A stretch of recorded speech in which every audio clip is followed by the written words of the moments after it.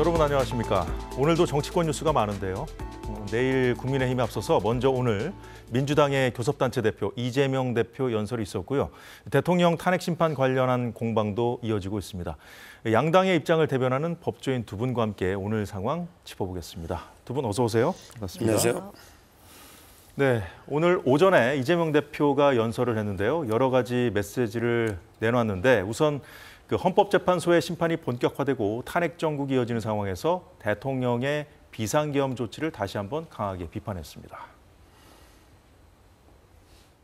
예측조차 망상으로 치부될 만큼 비상계엄은 상상조차 불가능한 일이었습니다. 그런데 하늘이 놀라고 땅이 진동할 대통령의 친위 군사 쿠데타가 현실이 됐습니다. 권력욕에 의한 친위 군사 쿠데타는 우리 온 국민이 피로 쟁취한 민주주의와 헌법 질서를 송두리째 파괴 중입니다. 네, 이 질문은 장현주 변호사님께 먼저 드려볼게요. 일단 이 대표 오늘 교섭단체 대표로서 나와서 이제 연설한 것인데 최근에 이제 우클릭이다 뭐다 해서 이제 경제나 이런 민생 관련 얘기를 많이 좀 할 거다라는 관측이 지배적이었는데 비상계엄 사태 그리고 또 최근에 여당 행보를 비판한 데도 좀 많이 할애했거든요. 네. 배경이 뭐라고 보십니까? 저 앵커 말씀 주신 것처럼 지금 이재명 대표가 경제와 민생 이런 부분에 대해서 굉장히 많은 메시지를 내고 있는 것도 분명합니다. 그렇기 때문에 오늘 연설에서도요. 결국 회복, 성장 그리고 잘사니즘 이런 게 또 큰 주제로 제시가 되긴 했습니다. 그런데 중요한 것은 우리가 지금 이 시점에서 회복을 다시 이야기해야 된다라는 것은 그만큼 대통령의 12.3 비상계엄, 불법 비상계엄 선포로 인해서 국가 경제적으로 그리고 민생, 외교, 안보 어느 것 하나 부정적인 영향을 입지 않은 그런 분야가 없습니다. 사실 지금의 국정의 불안정성과 그리고 불확실성 모두 다 대통령의 비상계엄으로부터 시작이 됐다라고 볼 수밖에 없는 것이고 그리고 이 모든 사태, 특히 이 내란 사태와 관련된 부분이 아직까지 마무리되거나 완벽한 수습이 되지 않았다라고 보는 것이 민주당의 입장이기 때문에요. 당연히 이 비상계엄에 대한 비판을 오늘 다시 한번 얘기하지 않을 수가 없었던 겁니다. 결국 이 얘기로부터 시작을 해서 이제 우리가 어떻게 다시 모든 것을 회복하고 앞으로 나아가는 성장을 할 것인지 그리고 이재명 대표가 예전에 이야기했던 먹사니즘을 넘어서서 국민 모두가 잘 사는 잘사니즘까지 어떻게 갈 수 있겠는지에 대한 비전을 제시하는 그런 연설이 아니었나라고 평가해보고 싶습니다. 네, 비상계엄 비판을 강조한 그 이유 서정호 변호사님 어떻게 보셨습니까? 두 가지만 지적하면 일단 이제 친위 군사 쿠데타다 권력욕 이번에 계엄하면 대통령이 임기를 10년 연장합니까? 이번에 하면 이게 유신처럼 죽을 때까지 대통령 윤석열입니까? 이게 국민들이 헌법 개정 안 하고 이게 단임제에서 용납이 될까요? 저는 대통령이 권력욕 때문에 친위 쿠데타다. 그러면 이게 굳이 선관위 개헌구로 왜 보낼까요? 선관위 서버 검증 안 돼서 이게 친위 쿠데타가 됩니까? 그다음에 국회를 완전히 장악하려면 이게 그 병력으로 가능이나 이게 한 이야기입니까? 따라서 이게 친위 군사 쿠데타라기보다는 뭔가 선거를 검증해 본다. 그다음에 국회 폐악질을 알린다. 이런 경고용이지. 이걸 가지고 장기 집권을 위해서 군사 쿠데타를 했다. 이거는 나가도 한참 나갔고 박정희 대통령 때 유신이라면 또 이게 모르겠어요. 근데 지금 같은 시대에 어떻게 장기 집권 헌법을 어떻게 바꾸고 어떻게 합니까? 이 문제 하나 하고요. 그다음에 뒤에 보면 내란 잔당의 폭동과 저항이 70일 계속된다. 내란 잔당의 폭동과 저항이 지금 이게 누가 폭동을 저항? 이건 누굴 말하는지 모르겠어요. 예를 들어 이제 광화문 집회나 또는 이게 동대구역, 부산역 집회 이분들을 이게 내란 잔당으로 생각하는지 그러면 이게 그분들을 지지하는 거의 한 40% 가까운 게 우리 우파 국민들, 국민의힘 지지하는 이분들이 전부 내란 잔당입니까? 지금 우리나라가 이게 내전하고 있는 겁니까? 저는 이재명 대표가 내란 잔당이 어디까지인지 관역에 광화문에 놓은 애국 국민들도 이게 내란 잔당이라 보는지 아니면 이게 동대구역, 전환길 강서 포함해서 내란 잔당으로 보는지 70일간 이게 저항이 뭘 말하는지 이걸 이게 분명히 밝혀야 된다. 이런 식으로 이게 국론을 분열시키면 안 된다 봐요. 네, 두 분이 말씀 주신 그 이재명 대표의 메시지도 여야의 공방이 좀 첨예한 상황이 좀 나온 거지 않습니까? 예, 헌법재판소 이제 변론 과정에서 좀 여러 가지 얘기들이 좀 나왔죠. 핵심 증인들의 말이 뭐 조금씩 바뀌고 그런 부분이 있었고 증인들 간의 진술이 엇갈린 것을 놓고도 좀 여야가 치열하게 공방을 벌이고 있습니다. 그 신동욱 대변인, 국민의힘 수석 대변인인데요. 민주당과 특정 편향 세력이 일부 인사들의 오염된 진술 그리고 허위 메모 등으로 쌓은, 허위 메모라 한다면 뭐 홍장원 전 차장의 메모를 아마 직격한 것이 아닌가 싶은데, 내란 프레임, 이 부분이 이제 지금 국민의힘이 역공을 펴고 있는 그 한 문장으로 표현해 보라면 좀 이런 얘기를 좀 하고 있는 거예요. 내란 프레임이 근본부터 흔들리고 있다 이렇게 주장을 하고 있고, 민주당은 그 요원 의원 이론 같은 말장난, 그러니까 핵심 증인의 말이 조금씩 바뀐 것을 지적하는 것 자체가 이제 말장난이라고 이제 주장을 하는 것이고, 그리고 탄핵 공작설, 대통령이 직접 공작이라는 단어를 쓰지 않았습니까? 그 자체가 이제 망상이고 설 자리가 없다. 일단 그 본질을 흐리려는 선동이다라는 입장을 펴고 있습니다. 화면은 나오지 않습니다만 이 본질 자체는 바뀌지 않는다는 것이 이제 민주당의 입장인 것이고요. 자, 그렇다면 이제 여당은 이제 상황이 이렇게 지금 전개되고 있으니까 검증을 좀 철저히 해보자 이런 취지일까요? 가장 문제가 이제 이거 홍장원 차장의 메모인데요. 본인이 그 국정원장 관사 앞에서 급하게 왼손으로 자기도 못 알아볼 정도로 이게 수첩에 썼다가 이거는 이게 또 찢어가지고 국에서 버렸대. 이 역사적인 기록을 이게 왜 버리죠? 이 말을 이게 믿을 국민이 누가 있을까요? 그러면서 이게 자기도 못 알아보는 걸 보좌관실에서 깨끗하게 정설해 놨다는 거예요. 자기도 못 알아보는 게 보좌관은 어떻게 알아봐요? 근데 그 보좌진이 썼으면 깨끗하게 어느 누가 썼다고 할 수 있잖아요. 거기다가 이게 또 본인이 왼손으로 가필이 여러 개 돼 있잖아요. 말도 안 되는 뭐 축착 검거에 방첩사의 구금 시설에 구금 어쩌고 하고, 그다음에 뭐 근거 요청 관련해서 위치 추적과 이렇게 가필된 게 있잖아요. 이름도 보면 보좌관이 썼다는 거 하고요. 그다음에 뭐 조국, 박창대는 본인이 또 가필돼 있잖아요. 정말 이게 메모가요. 이 자체가 이게 요 원본 있잖아요. 수첩에 찢어버린 원본 말고 요 원본도 검찰에 안 냈더라고. 그러니까 검찰에 사본 내고 이걸 다시 이게 헌재가 또 불법으로 이게 송부촉당해서 또 사본이 간 거예요. 사본이 이 원본 어디가 있는 거예요? 우리가 어떤 메모를 이게 증거로 쓰려면 원본을 가지고 이게 대조를 해봐야 되고, 그다음에 누가 작성했는지 알아야 되잖아요. 보좌관 누가 작성했는지 어떻게 알아요? 검증을 해봐야지. 이름을 대야 필적 조회할 거 아니에요. 그다음에 왼손을 이게 오른손 잡인지 모르겠는데 오른손 활동도 많이 하니까 이것도 이게 홍장원 글씨인지 아닌지 필적 조회부터 해봐야 되는 거 아닙니까? 메모에 누가 쓴지 이름이 없어요. 말뿐이야. 보좌진이 썼다. 내가 왼손 썼다. 이거 이게 증거 능력이 있을까요? 사본이고. 따라서 이게 저는 엉터리고 그거의 내용도 안 맞잖아요. 방첩사의 구금실 어디 있어요? 그다음에 국정원에 근거하는 요청이나 위치 추적 장치도 없잖아요. 따라서 저는 모든 게 이 메모가 제일 중요하게 내란 프레임에 갖고, 이것 때문에 한동훈 대표가 탄핵 찬성까지 돌아선 이 메모가 완전히 신빙성이 흔들리고 있다. 따라서 저는 보좌진에게 누군지 정인 불러야 되고, 그다음에 이 메모 누가 쓴지 필적 감정도 해야 되고, 이 메모를 처음 공개한 거는 한참 뒤에 며칠 뒤에 박선원 의원이 공개한 거예요. 또 그분에게 이게 원본이 되더라고. 보좌관이 받았었다고 처음부터. 말이 안 맞아, 두 분이. 따라서 이게 박선원 의원도 정인 불러서 어떻게 확보하게 됐는지 모든 걸 이게 헌재에서 새롭게 심리해야 된다, 이렇게 봅니다. 자, 이제 뭐 이런 그 문제 제기들이 이제 본질과는 상관이 없다는 거잖아요. 지금 한민수 대변인 얘기를 그렇죠. 들어보면. 네. 그렇지만 이제 여당에서 계속해서 이제 문제를 제기할 거란 말이죠. 그렇죠. 저는 이제 여당에서 또는 대통령 측에서 결국 홍장원 전 차장과 그리고 곽정근 전 사령관에 대해서 메신저를 흔들고 있는 그런 전략이라고 보입니다. 그런데 중요한 것은 본질이 바뀌지 않는다라는 말 꼭 드려야 될 것 같은데요. 왜냐하면 지금 이 관련된 것, 그러니까 뭐 정치인 체포주 혐의라든지 또는 당시에 국회 본관에 들어가서 국회의원들을 끌어내라는 지시가 있었는지 없었는지 뭐 이런 부분들을 입증하는 데 있어서 홍장원 전 차장의 어떤 메모 하나만으로 이 모든 혐의가 입증된다라고 보시는 국민들 없을 겁니다. 실제로 그렇지도 않고요.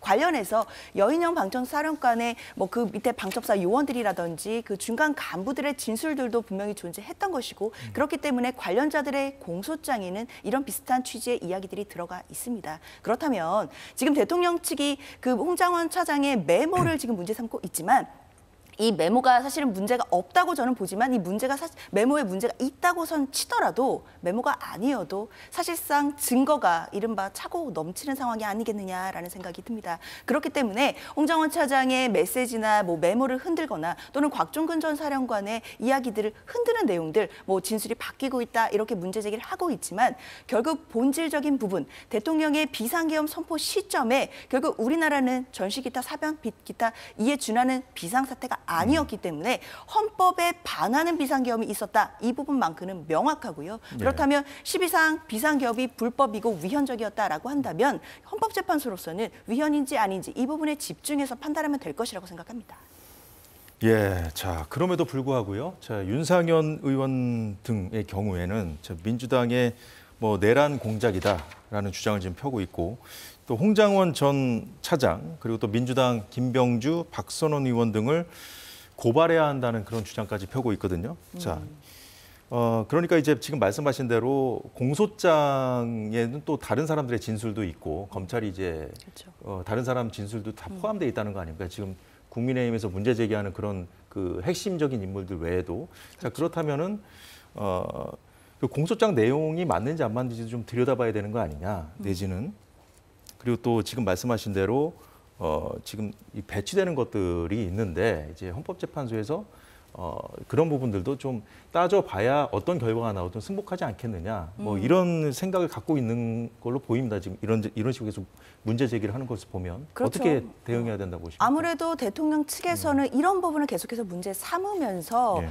헌법재판소의 탄핵 심판 절차가 졸속이다 또는 더 길게 해야 된다라는 주장을 앞으로도 계속 펼칠 거라고 보입니다.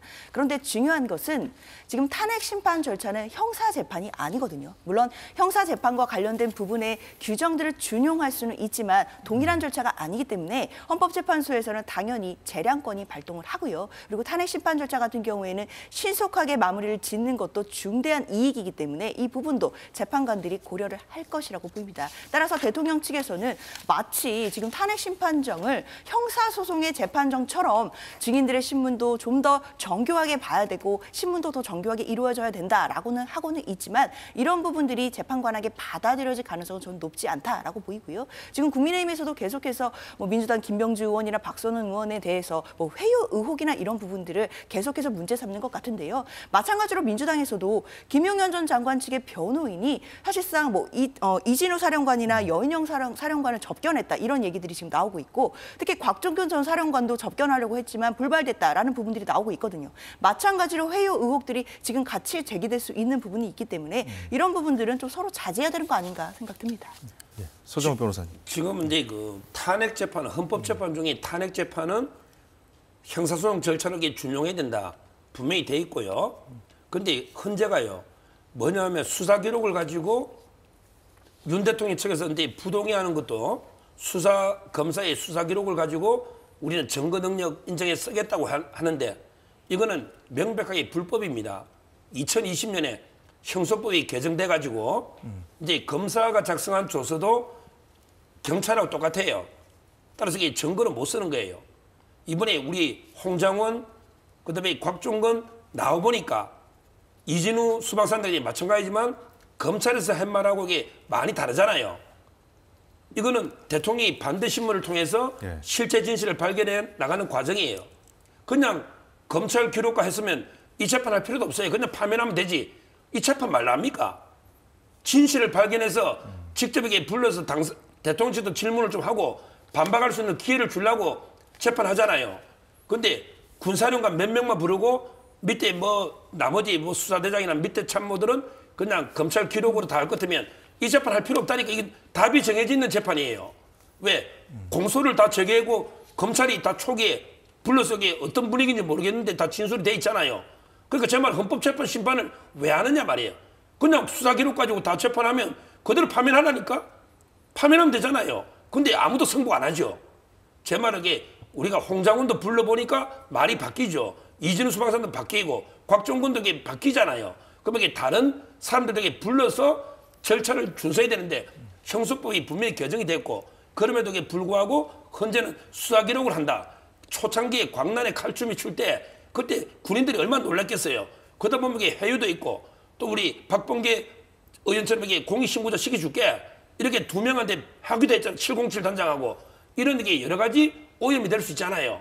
따라서 저는 헌재가 박근혜 대통령 때 선례를 삼아서 다 인정하겠다. 근데 박근혜 대통령 때도 저는 불법이라 보는데 근데 문제는 떠나서 2020년에 형소법이 개정이 됐단 말이에요. 개정이. 따라서 저는 수사 기록만 가지고 그대로 사실을 인정해서 하면요. 나중에 재판할 때 그게 기록이 달라질 수 있잖아요. 형사재판할 때. 형사재판에서요. 그럼 이게 무죄가 되거나 진술 바뀌면요. 그 헌재 책임지세요. 헌재가 책임지라니까 재심해서. 근데 재심도 안 한다잖아.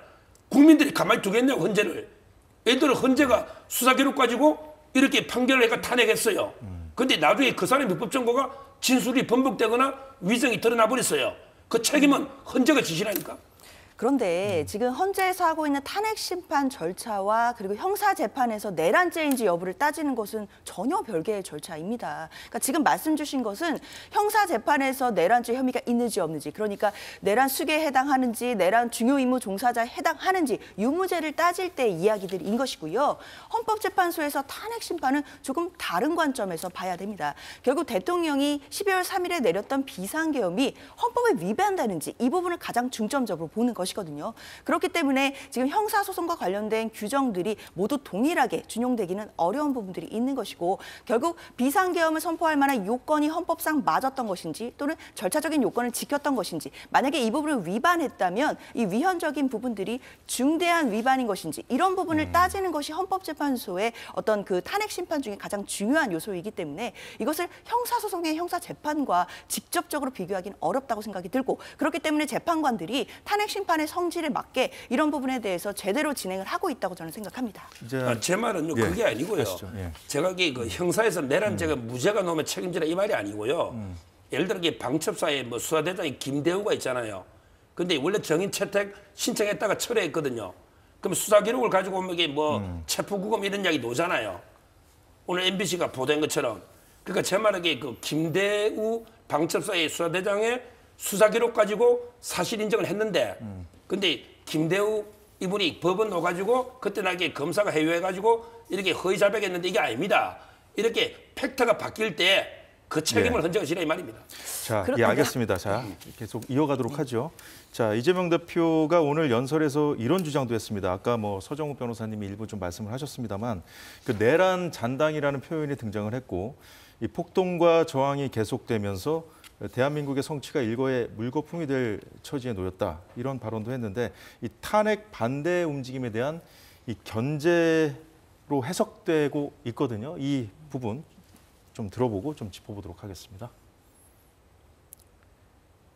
무엇보다 큰 상처는 언제 내전이 벌어져도 이상할 게 없는 극단주의가 우리 사회에 광범하게 배태됐다는 사실입니다. 헌법재판소, 법원, 선거관리위원회까지 헌법기관에 대한 근거 없는 불신과 폭력이 난무합니다. 자유민주적 기본질서라는 헌법 원리를 부정하는 반헌법, 헌정 파괴 세력이 현실의 전면에 등장했습니다. 예, 뭐 앞서 뭐 서정우 변호사님이 조금 더 짚어주셨기 때문에 제가 장 변호사님께 먼저 여쭤보겠습니다. 매주 주말마다 이제 광화문에서 대규모 집회가 열리고 있죠. 네. 대통령 탄핵 반대 집회. 지난번에 이제 부산역 앞에서도 있었고, 이번 주말에 이제 동대구역에서 이제 정말 많은 인파가 집결했는데, 그래서 그 이후에 지금 나온 메시지이기 때문에 좀 이런 움직임을 좀 의식한 거 아니냐, 이런 좀 해석이 나오고 있거든요. 글쎄요, 저는 뭐 집회 규모나 이런 부분을 뭐 의식했다라기보다는 사실 뭐 보수의 뭐 이른바 강성 지지자들이 지금 거친 메시지들이 나오고 있는데, 이런 메시지에 집권 여당이라고 할 수 있는 국민의힘이 동조하고 어찌 보면 끌려가는 측면이 있기 때문에 이런 부분을 지적한 거라고 저는 생각됩니다. 특히 뭐 지난주에 있었다는 그 동대구역에서 집회에서는 국민의힘 의원들도 참석을 했고, 뭐 경부도지사도 참석을 해서 이런 부분이 크게 지금 논란이 되고 있거든요. 사실 거기서 나오는 메시지들, 물론 정치회장에서 여러 가지 의견들을 낼 수 있겠지만, 당연히 국민적으로 우려되는 부분은 뭐 특히 뭐 헌법재판소에 대해서 불신을 주장하는 그런 발언들이 나오는 부분들, 그러니까 헌법재판소를 흔드는 발언들 같은 경우에는 상당히 우려되는 지점이 있습니다. 특히나 우리가 이제 악몽 같은 기억으로 남아 있는 것이 서부지법 사태 아니겠습니까? 이 부분만큼은 진영을 떠나서 절대 다시는 있어서도 안 되고 지금 그 사태에 대해서도 엄정하게 또 책임을 지워야 된다라는 것이 대부분의 의견일 거라고 저는 생각이 듭니다. 법치주의의 마지막 보루라고 할 수 있는 법원에 난입해서 그런 난동을 부린다라는 것은 사실 있을 수도 없는 일이었거든요. 그런데 지금 계속해서 헌법재판소를 근거 없이 사실상 흔들어대고 또 불신을 조장하는 이런 모습들, 이런 메시지들이 계속해서 나오고 있고 이런 메시지를 사실은 국민의힘 의원들이 말려야 함에도 불구하고 사실 말려도 모자란 상황인데 이 부분에 대해 함께하거나 또는 같이 결을 같이 하는 메시지를 내고 있다. 또는 오히려 어떻게 본다면 독려하는 그런 메시지가 나오고 있다라는 측면은 민주당 입장에서는 굉장히 우려스러운 지점이 있고요. 그렇기 때문에 이재명 대표가 오늘 그런 부분, 특히 국민의힘의 그런 최근의 그런 행보들을 좀 꾸짖은 것 아니겠느냐 이런 생각 듭니다. 자, 강성 지지자들의 모여 있는 것이고 이걸 또 국민의힘에서 오히려 말려야 되는데 같이 동조하고 있다고 좀 지적을 하셨는데 국민의힘의 강성 지지자가 저렇게 많았나요? 원래? 저는 뭐 지금 이게 그 우리 국민들이 자발적으로 이게 하고 있고 국민의힘들이 오히려 같이 하나가 돼야 된다고 저는 보고 있고요. 자, 그러면 이게 반헌법 헌정 파괴 세력이다 이렇게 상대를 공격하잖아요. 그러면 이제 그 이재명 민주당은 예를 들어 그 29번 탄핵하는 거는 헌법 수호한 겁니까? 헌법을 수호하기 위해서 29번 탄핵했습니까? 아니면 이게 본인의 방탄을 왜 한 겁니까? 그다음에 대통령실 예산을 영원 만들고 감사원 그다음에 검찰도 영원 만들고 국회는 활동비 많이 늘리고 공천 많이 주고 이게 헌법 수호하기 위해서 한 겁니까? 그럼 이게 본인들은 헌법을 수호한 겁니까? 저는 이게 말이 안 된다고 보고 있고요. 그다음에 두 번째 선거관리위원회 박근혜 대통령이 당선됐을 때 3.15 부정선거를 능가하는 부정선거가 있었다. 이게 이재명 대표 한 말이잖아요. 그럼 본인부터 사과해야 되는 거 아닙니까? 왜 박근혜 대통령 당선은 3.15 부정선거를 능가하는 부정선거에 있다. 김어준 씨, 그다음에 이재명 대표가 직접 페이스북에 계속 강조했잖아요. 예. 본인은 선거관리를 인정했습니까? 이걸 두 번째 지적하고요. 그다음에 세 번째, 만에 하나 이번에 헌재가 탄핵을 기각한다. 또 이게 만에 하나 법원에서 이재명 대표 출마 못하게 완전히 집행유예 유죄가 논다. 이때도 저는 헌재를 존중합니다. 나는 이게 법원의 판결을 존중해서 출마 안 하겠습니다. 나 10년간 쉬고 끝나게 처벌받겠습니다. 탄핵 기각 때도 헌재는 법에 따라서 이거 다 존중합니다. 이 말을 왜 안 해요? 민주당은 탄핵이 인용될 때만 존중할 겁니까? 탄핵이 기각되더라도 존중한다. 어떤 결과가 나도 존중한다. 이렇게 왜 말을 안 해요? 저는 이게 민주당 약속하세요. 이재명 대표가 불출마되는 판결이 나오도 윤석열 대통령이 탄핵이 기각돼서 복귀하는 판결이 나오도 우리는 존중합니다. 이걸 이렇게 국민 앞에 약속하세요, 먼저. 이재명 대표 재판이든 뭐 헌법재판소 판결이든 간에 중간중간에 논란 없이 이제 그 결론을 내야 아마도 어떤 결과가 나오든 간에 좀 모든 국민들이 승복하지 않을까 생각이 되고요. 자, 토요일 동대구역 그 집회로 다시 돌아가겠습니다.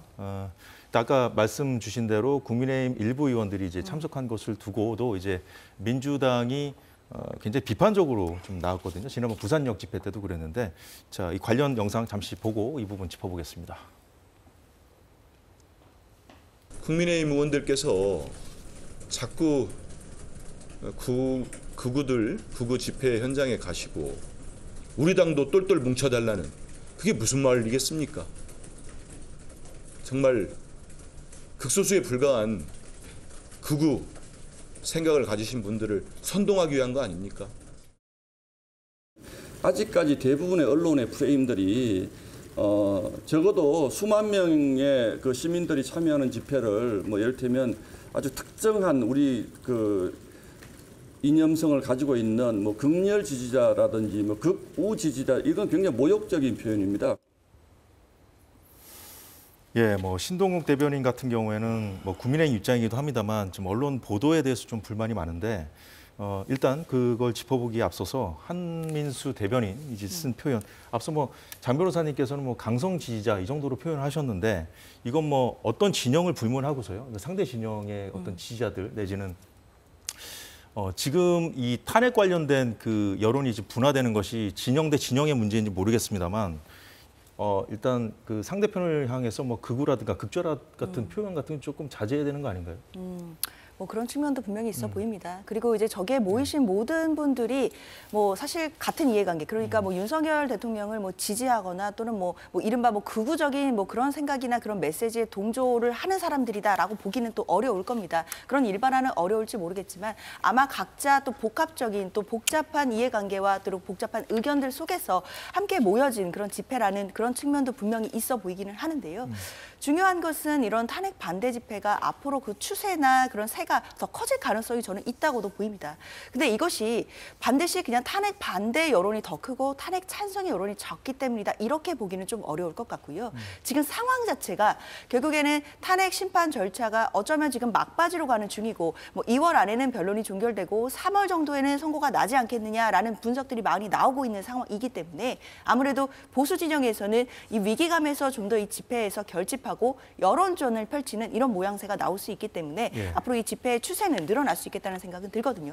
그런데 오히려 이제 탄핵에 찬성하시는 분들의 집회가 언제 더 많이 모였었나를 우리가 복기해 보자면 기억하시겠지만 12.3 비상계엄 이후에 국회에서 탄핵소추 의결이 됐을 때 첫 번째 한 번 부결이 됐던 적이 있었거든요. 그 이후에 다시 국회에서 탄핵소추안이 올라왔을 때 그때는 참 탄핵 찬성의 그 집회에 모이시는 분들이 참 많았었습니다. 그런 부분들이 참으로 뉴스에 많이 되고 했었는데 아무래도 그때와 지금은 상황이 달라졌다는 점, 그리고 탄핵에 찬성하시는 분들 같은 경우에는 국회에서 이미 의결이 돼서 헌재로 넘어갔기 때문에 헌재 시스템 안에서 이 부분이 해결되지 않겠느냐라고 기다리시는 분들도 많으시겠다라는 생각도 듭니다.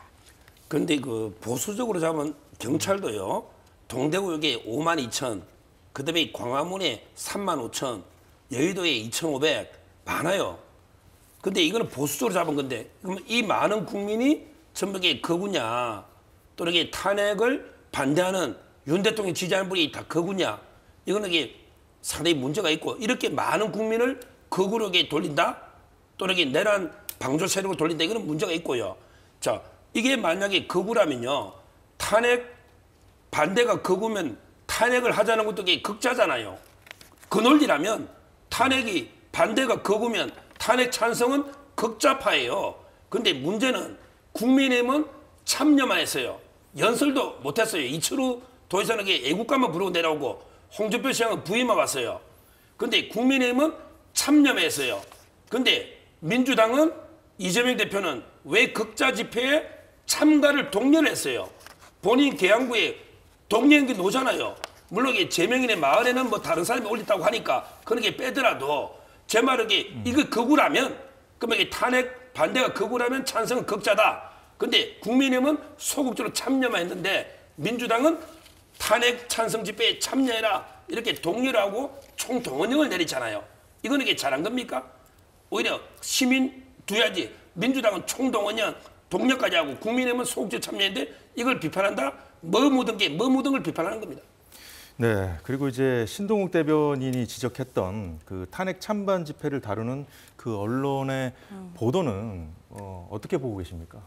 사실 이 부분이 사실 집권 여당의 수석 대변인이잖아요. 그런데 그냥 단순히 이런 보도의 양태에 대해서 애둘러 이야기를 하는 것이 아니라 그 이야기를 보면 사실 지상파 방송사들을 꼬집으면서 그 뉴스의 뭐 꼭지가 편성이 어떻게 됐다, 뭐 제목이 어떻게 뽑혔다 이렇게 이야기를 하거든요. 이런 부분들은 좀 이례적이지 않나라는 생각 듭니다. 특히나 이제 해당 언론사 입장에서는, 그리고 해당 언론사에서 뉴스를 담당했던 사람들이 이 얘기를 듣는다라고 한다면 저는 심리적으로 압박감을 느끼거나 위축될 수도 있는 분명히 그런 발언의 소지가 있다라고 보이거든요. 사실 언론의 자유라는 거 뭐 진영을 떠나서 당연히 지켜져야 되는 것인데 제가 한번 뒤집어서 입장을 바꾸어서 이런 이야기를 이재명 대표가 했다라고 한다면 국민의힘이 가만히 있었을까요? 아마 야당 대표가 어떻게 지상파 방송에 이런 얘기를 하냐, 언론 탄압이다, 바로 이런 얘기 나왔을 것 같다라는 생각 듭니다. 그렇기 때문에 마찬가지로 국민의힘에서 이런 지상파 언론사들의 뉴스를 꼬집으면서 지적하는 부분들은 분명히 언론의 자유 측면에서는 문제점이 있다라고 볼 수밖에 없습니다.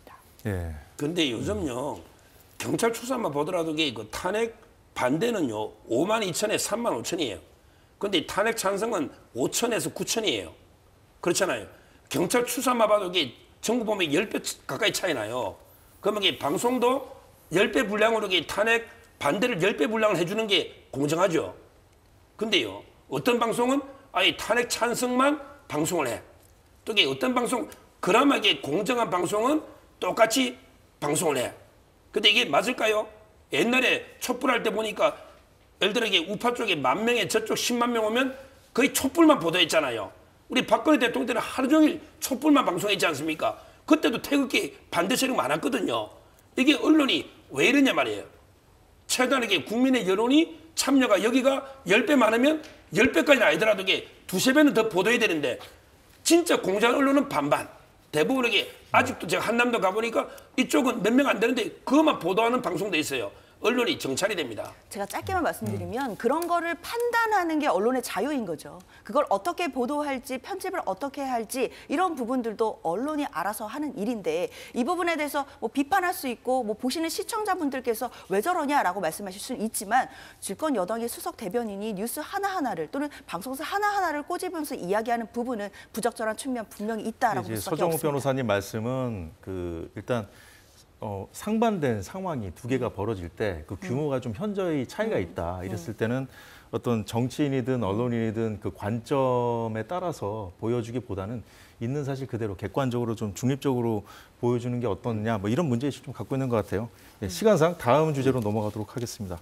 자, 야권은 윤 대통령, 국민의힘 의원들 윤 대통령을 면회하는 것을 또 비판적으로 보고 있죠. 오늘 친윤계로 분류되는 몇몇 의원들이 대통령을 접견했는데 접견 뒤에 나와서 김기현 의원이 한 발언 들어보겠습니다.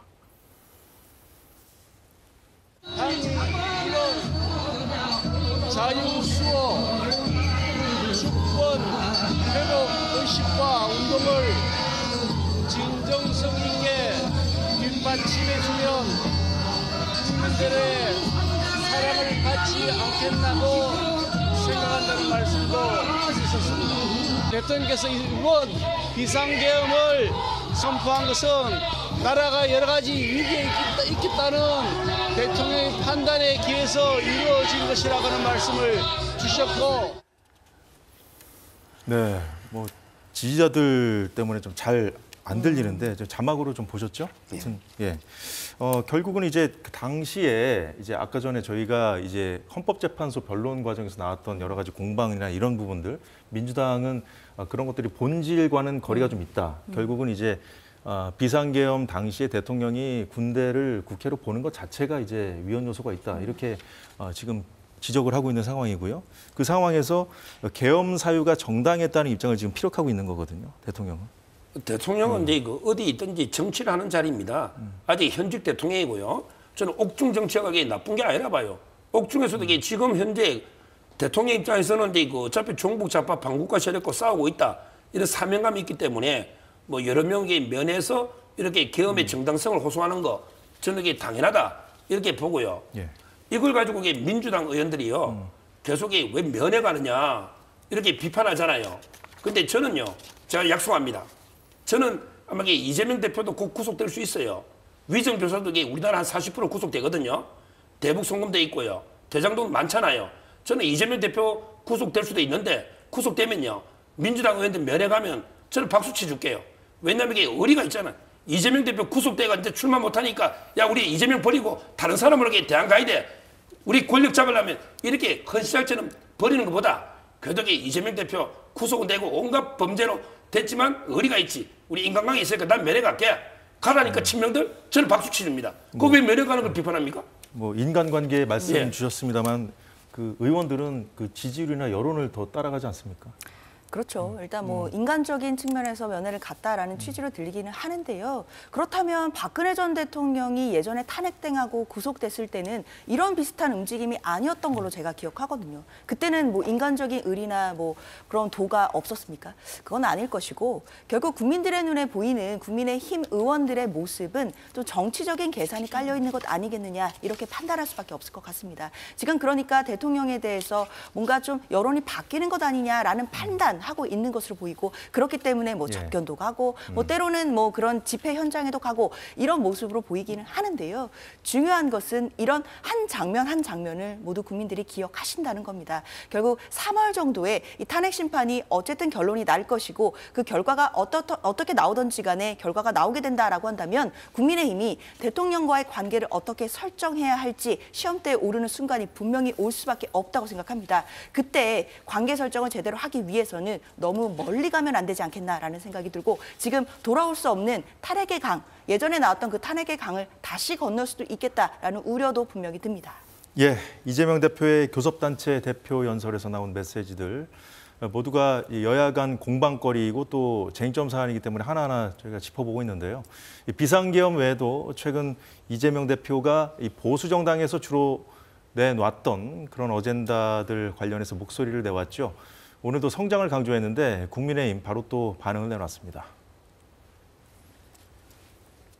제가 이 자리에서 먹사니즘과 함께 모두가 함께 잘 사는 세상, 잘사니즘의 비전을 제시하는 이유가 있습니다. 우리가 만들어갈 변화는 너무 크고 막중해서 모두의 지혜를 모아야 합니다. 대립과 갈등을 넘어 힘을 모아야 합니다. 우리 국민의힘 의원들께서도 함께 해야 되지 않겠습니까? AI 시대를 대비한 노동시간 단축, 저출생과 고령화, 생산 가능 인구 감소에 대비하려면 정년 연장도 본격적으로 논의해야 합니다. 연금 개혁처럼 당장 할 수 있는 것들도 있습니다.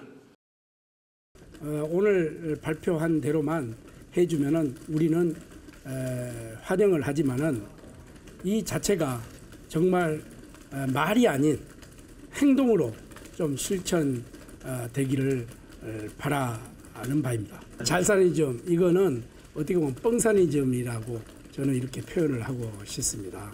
이재명 대표의 지지율이 떨어지기 때문에 오히려 우클릭하는 경향이 있는데 우클릭 좋습니다. 저는 늘 제가 누차 이야기했지만은 우양우 깜빡이를 켰으면은 계속 우측으로 좀 달려주시기 바랍니다.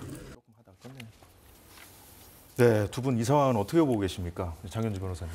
글쎄요, 국민의힘에서 만약에 이재명 대표가 우클릭하고 있다라고 한다면 환영할 일 아닌가요? 저는 그냥 환영만 해주고 같이 함께 뭘 해보자라고 이야기하면 될 것 같은데 사실 이재명 대표가 어떤 메시지를 내든 어떤 행보를 하든 공세를 하겠다라는 것밖에는 안 돼 보입니다.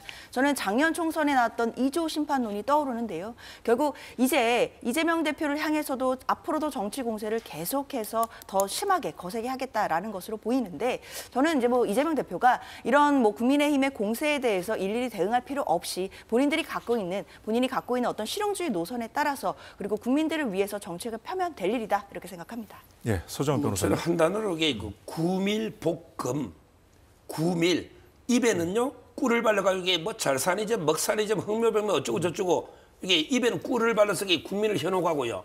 근데 배 속에는 칼을 감추고 있어요. 우리 국민의 절반은 내란 선동 세력이야. 이 말이 헌법 파괴 세력이야. 이런 식으로 이중적인 모습을 보이고 있고요. 그다음에 이제까지 이재명 대표가 뭐 불체포 특권 포기부터 대표 연설할 때 지킨 게 없잖아요. 말하고 행동이 일치한 게 제 기억에 별로 없어요. 따라서 이게 뭐 크게 논평할 가치도 없다 봅니다. 네, 알겠습니다. 자, 헌법재판소에서 내일 이제 대통령 탄핵 심판 관련해서 변론 기일이 또 재개되는데 일단 이번 주에 이제 변론이 뭐 마무리될지 일정상으로는 마무리인데 좀 더 연장할지 말지 좀 고민해보고 있다. 뭐 이런 입장도 헌법재판소가 내놨었는데 일단은 자 오늘은요 대통령 심판 변론 외에 그 마은혁 헌법재판관 후보자 불임명 권한쟁의 심판 그러니까 이제 국회에서 일단 임명을 추천을 했었는데 이제 최상목 권한대행이 하지 않았잖아요. 이 부분 관련해서 오늘 이제 헌법재판소에서 한 차례 이제 연기하고 오늘 지금 들어간 거죠. 일단 어떤 결론, 어떤 쟁점들이 좀 주로 또 도마 위에 또 오를 거라고 보십니까? 먼저 이제 이게 순서가요. 한덕수 권한쟁의 있잖아. 200석이냐 150석이냐. 예. 이걸 하고 그다음에 두 번째로 한덕수 탄핵이 됐냐 안 됐냐. 탄핵이 기각되면 이게 권한쟁의 아니잖아요. 이거 두 개 한 다음에 이걸 해야 되는데 본인들에게 9명 채우려고 순서를 바꿔버렸다. 이걸 먼저 지적하고 그다음에 두 번째 쟁점은 우원식 의장이 본인이 침해된 게 뭐냐요. 국회에서 추천권이 있잖아. 근데 국회 의결도 안 거치고 본인이 단독 플레이로 자기 권리 침해됐다고 그렇잖아요. 저는 이 정도면 이게 각하 사위다 이렇게 보이고요. 네. 마지막으로 이게 인용되더라도 기속 내일 하거든요. 아마 이게 인용되면 이게 내일 해라, 모레 해라, 뭐 3일 내라 이런 게 없어요. 저는 어차피 최상목 대행은 임명 안 하고 한덕수 대행 걸 지켜보고 그때 가서 임명할 걸 봅니다. 네, 장현주 변호사님. 글쎄요, 일단 국회의장은 국회법상 국회를 대표할 권한이 있죠. 그렇기 때문에 지금 소추를 한 부분, 그러니까 권한제기를 신청한 것은 국회입니다. 그걸 대표를 해서 국회의장이 한 것이기 때문에 사실 뭐 권한쟁의의 어떤 절차적 요건상에는 문제가 없다라고 보여지고요. 특히나 지금 말씀 주신 것처럼 뭐 한덕수 대행의 그 의결 정족수 이런 부분을 먼저 따져야 된다라고는 하셨지만 그것이 설령 만약에 헌법재판소에서 위헌이다. 그러니까 정족수에 채워주지 못했다라고 하더라도 소급표가 있는 것은 아니거든요. 따라서 한덕수 대행이 지금 직무가 정지되고 그리고 탄핵소추안이 의결된 것 자체는 계속해서 유효하다고 인정될 것이기 때문에 최상무 권한대행이 그 관련해서 헌법재판관을 임명하는 것 이런 부분은 다 유효하게 볼 수 있기 때문에 그런 부분에 대해서는 헌법재판소가 결정이 나온다라고 한다면 최상무 대행으로서는 당연히 헌법적인 취지에 맞게 그 임명권을 행사해야 된다라고 생각합니다. 네, 지금 일단 각자 이제 최상무 권한대행이 어떤 결정을 내려야 된다. 헌법재판소에서 판결이 지금 어떻게 나오느냐 좀 가정해서 또 말씀을 주신 것 같은데 결론 어떻게 좀 전망하고 계십니까? 이거는 이제 그 6인이 아니고요. 6인이 아니고 이게 그 단순 과반수예요. 그러니까 신청한 사람이 5표를 얻어야 돼요. 5대 3이 돼야 이기는 거예요. 4대 4면 권한쟁의 심판은 청구한 측이 패소하는 거예요. 근데 저는요. 이진숙 방통위원장 사건에서 4대 4로 굳어지고 있어요. 그게 어떻게 보면 정치 성향 판결이거든요. 이진숙 위원장이 정치 성향이 나타났잖아요. 예. 따라서 이번에도 4대 4. 그러면 이게 그 우원식 의장이 기각 패소를 예상합니다. 네, 장 변호사님 반론 듣고 정리하겠습니다. 사실 이건 헌법재판소 재판관들의 어떤 성향이나 뭐 그런 부분에 좌지우지 될 부분이 전혀 아니죠. 헌법상 근거가 없습니다. 결국 국회에서 실제적인 선출권 행사했다라고 한다면 대통령은 또는 권한대행은 임명을 하도록 되어 있기 때문에 사실 이 부분에 대해서는 저는 권한쟁의 심판 그리고 헌법소원이 인용이 될 것으로 예상하고 있습니다. 예, 내일 헌법재판소 대통령에 대한 7차 변론에는 이상민 전 장관 그리고 김용민 선관위 사무총장 등이 나오는데요.